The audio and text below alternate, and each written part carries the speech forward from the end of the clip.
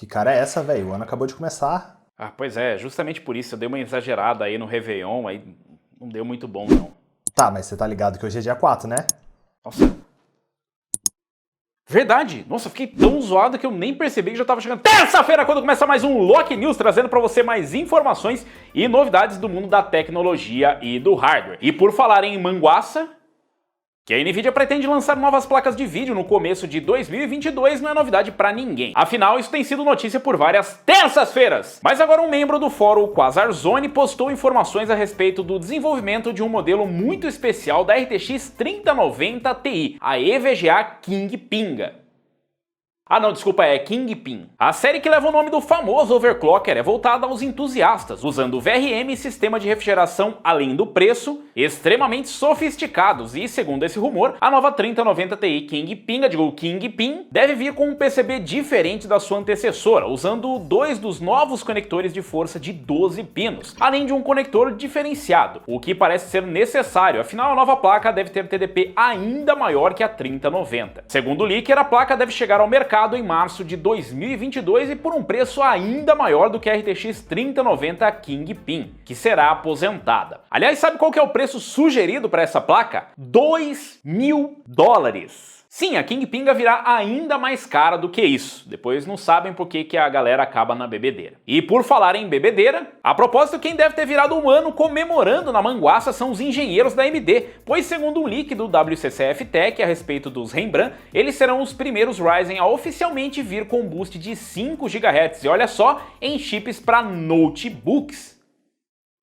Os Ryzen Rembrandt correspondem à nova geração de APUs da AMD e devem trazer uma série de melhorias em relação ao Chesney. Por exemplo, a arquitetura Zen 3 Plus, vídeo integrado RDNA 2 com 12 Compute Units, suporte a DDR5 e processo de fabricação da TSMC em 6 nanômetros. E de acordo com as informações, inicialmente devem existir ao menos 3 modelos. O Ryzen 9 6980HX, que é esse de 5 GHz, o Ryzen 9 6900HX, que para nos 4.9 GHz, e o Ryzen 7 6800H de 4.7 GHz. Todos esses modelos apresentam TDP de 45 watts, porém as variantes HX são destravadas para overclock e por essa mesma razão podem ir além desse limite. O anúncio dos processadores deve ser feito durante a CES 2022, que já começou nessa terça-feira! E vocês acham que os modelos vão brigar bem com os Alder Lake Mobile? Será que a AMD vai ficar bem na foto com os Rembrandt? Deixa aí nos comentários. E por falar em retrato, mas além das especificações, os leakers trataram de vazar um retrato do Rembrandt, que é esse aí que vocês podem ver na tela.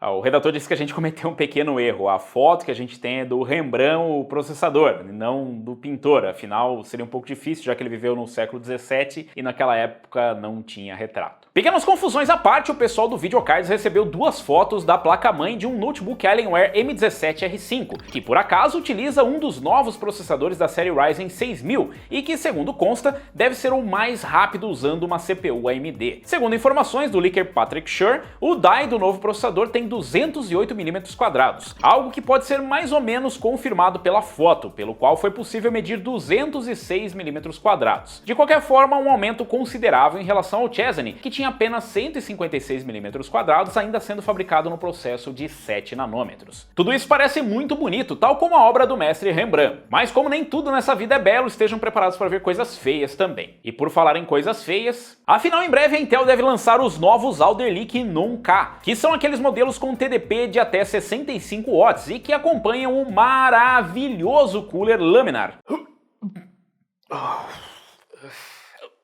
o qual um canal chamado Tio Builds conseguiu pôr as mãos em uma unidade do i5 12400 e testar o tal cooler. Afinal, se for feio, mas for bom, então tá valendo, né? O teste foi feito com uma máquina montada em um gabinete e a CPU foi capaz de segurar a frequência de 4 GHz em todos os cores, com uma temperatura de equilíbrio de cerca de 81 graus. Isso tanto no Cinebench R20 quanto em 3 rodadas do Blender, o qual levou uns 3 minutos para completar a renderização. Até aí parece tudo bem, mas é necessário lembrar que o ambiente estava em apenas 20 graus e a temperatura da CPU escala meio que linearmente com isso, ou seja, para um ambiente de 30 graus, a CPU estará acima dos 90 graus. Ah, Robson, mas não dá pra esperar muito de um cooler box, daí tá querendo demais, né? De fato, mas de qualquer forma, acho que as pessoas vão acabar trocando isso daí por um cooler melhor. Olha isso aí, de longe é feio e de perto parece que tá longe. Mas sabe o que de longe é bonito e de perto é ainda mais bonito? O quê? Essa mensagem do nosso anunciante.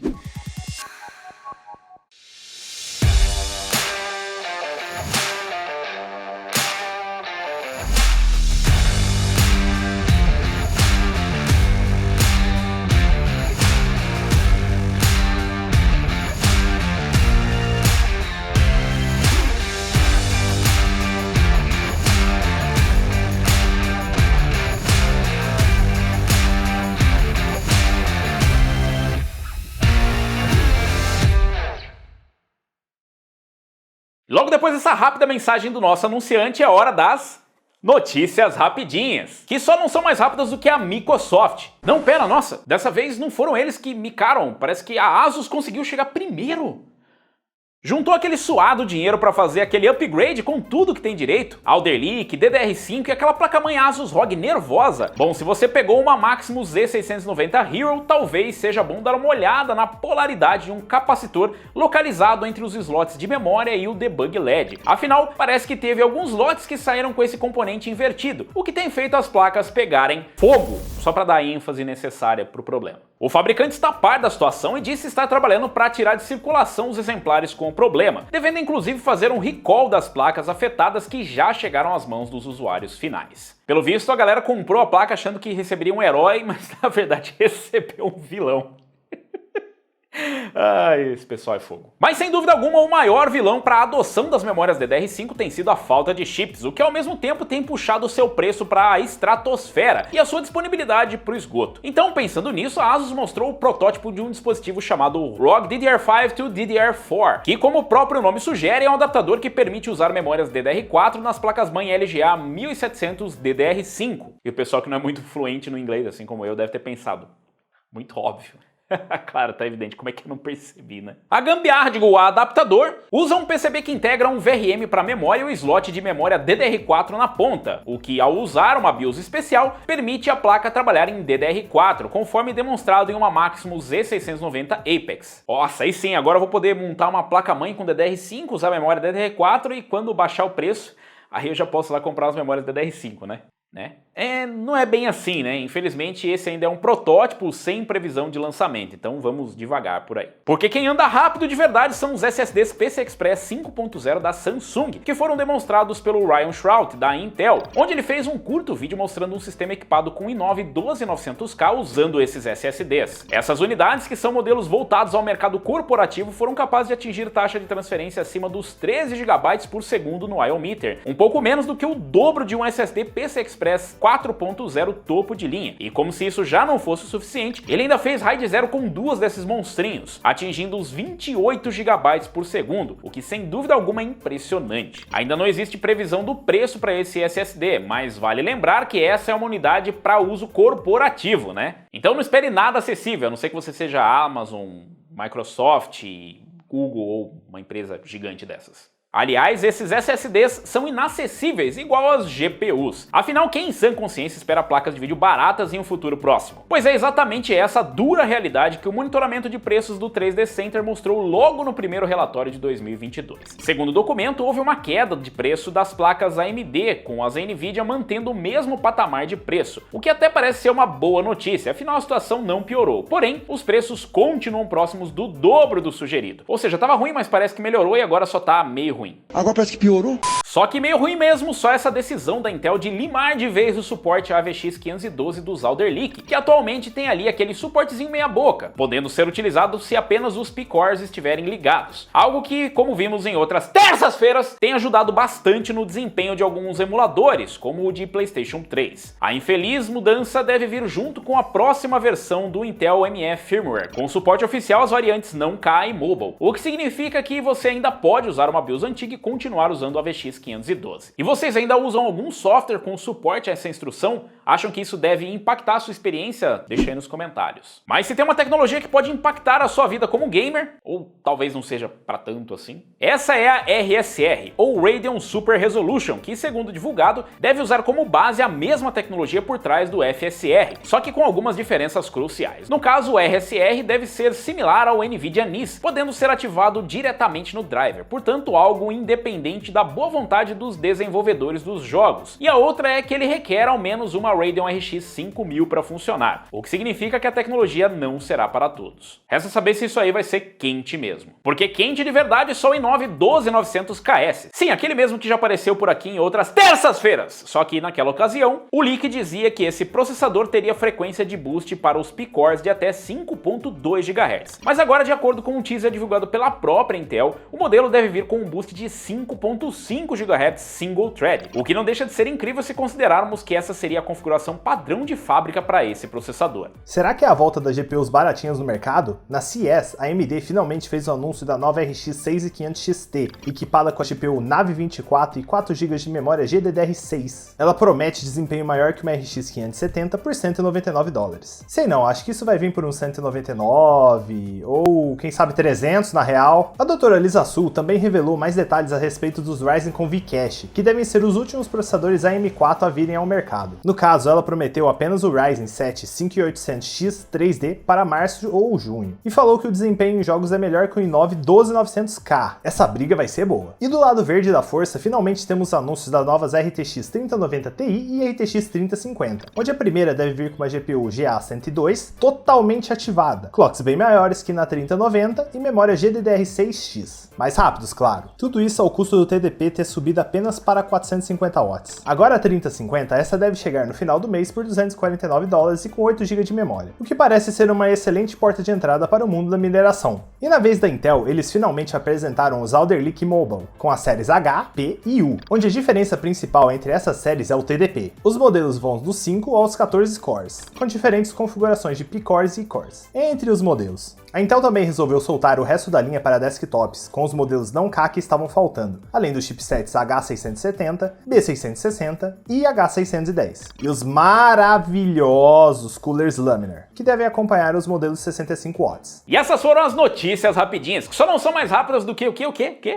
2020.2 atropelando o seu ano? Não. São eles, os mineiros, quem mais poderia ser? E claro que no primeiro Lock News de 2022 não poderiam faltar os mineiros fazendo as suas mineirices, né? Dessa vez a polícia da Malásia promoveu uma operação visando combater o roubo de energia elétrica, também conhecido por gato, que os mineiros estavam fazendo para benefício de suas escusas atividades. Segundo o jornal malaio Sinar Harian, a operação da polícia durou 13 horas, envolveu 154 oficiais, onde 30 lojas residência foram invadidas e ao todo 1.720 ASICs de mineração de Bitcoin foram apreendidos. De acordo com o chefe da polícia, um mineiro malaio de 28 anos suspeito de comandar o esquema foi preso. Ainda segundo a reportagem, esses gatos aí rendem um prejuízo de mais de 2 milhões de reais à companhia de energia, o que é bastante coisa. Espero que o tal mineiro tenha ao menos minerado o suficiente para poder pagar a fiança, senão ele vai ter que jogar na cadeia. Como assim jogar na cadeia? O cara tá indo pra um presídio.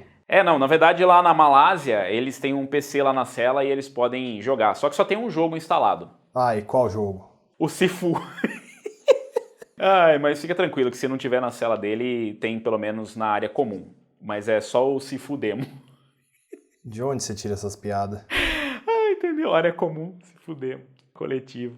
É o jogo, tá, YouTube? Só pra deixar claro. Mas piadas à parte, se você não quer ficar preso ao seu hardware do passado, você deveria conferir essa dica de promoção da semana. E a dica de promoção da semana é a RX 6600 XT, da Power Color, modelo Fighter. Ela tá custando R$4.199 na Terabyte, então corre que é enquanto durarem os estoques. E caso você esteja interessado, o link tá aqui na descrição desse vídeo, logo depois do botão de curtir e se inscrever no canal e acima dos comentários. Mas corre lá pra você não perder a chance de sair da era medieval. E por falar em outras eras, mas quem também parece estar preso são os orcs, que há vários meses estão aguardando ordens da Intel de Thrall para que eles possam sair de Orgrimmar e finalmente invadir o mercado. Agora, se assim como eu você nunca jogou Warcraft e não conseguiu entender nada dessa historinha, na verdade é bem fácil. As Intel Arc ainda devem ser lançadas no começo de 2021, porém um pouquinho depois do imaginado inicialmente. Segundo as informações liberadas no fórum Board Channels, inicialmente a Intel pretende lançar duas placas, uma com 512 EUs e 16 GB de memória GDDR6 e outra com 384 EUs e 12 GB, onde a ideia é competir com placas como a RTX 3070 Ti e a RTX 3060 Ti, onde as GPUs menores com 128 EUs seriam lançadas posteriormente, ficando inicialmente restritas aos notebooks. O lançamento dessas placas acabou ficando para março de 2022, mas fiquem ligados durante a CS que a Intel deve trazer mais algumas novidades e a gente vai cobrir aqui no canal. Mas enquanto não chega a isso, você poderia aproveitar essa dica de games gratuitos da Epic. E dessa vez eles estão dando 3 títulos da série Tomb Raider totalmente de graça. E sabe o que é bom? Mesmo que você não seja fã da franquia, esses jogos vêm com uma ferramenta benchmark integrada, o que é bem legal. Então, na pior das hipóteses, você ainda ganha uns benchmarks gratuitos. E fiquem ligados porque essa promoção só vai até o dia 6, porque nesse mesmo dia entrará o Gods Will Fall no seu lugar. E uma dica bônus, aproveita e vai lá no Prime Gaming que eles estão dando jogos de graça, o Jedi Fallen Order e também o World War Z, essa nova expansão aí, e mais diversos bônus para games que você pode adquirir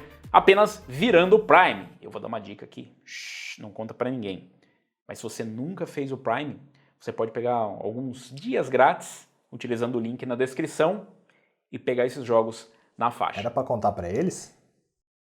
Ninguém falou nada pra vocês aqui. E se vocês quiserem garantir que ninguém vai saber disso, é só clicar aqui no botão de curtir e se inscrever no canal e deixar aí o seu comentário. Uma palavra-chave aí dizendo primo, pra gente saber se você conseguiu captar a mensagem. E aí a gente conta pra vocês na próxima terça-feira quando volta mais um Loki News.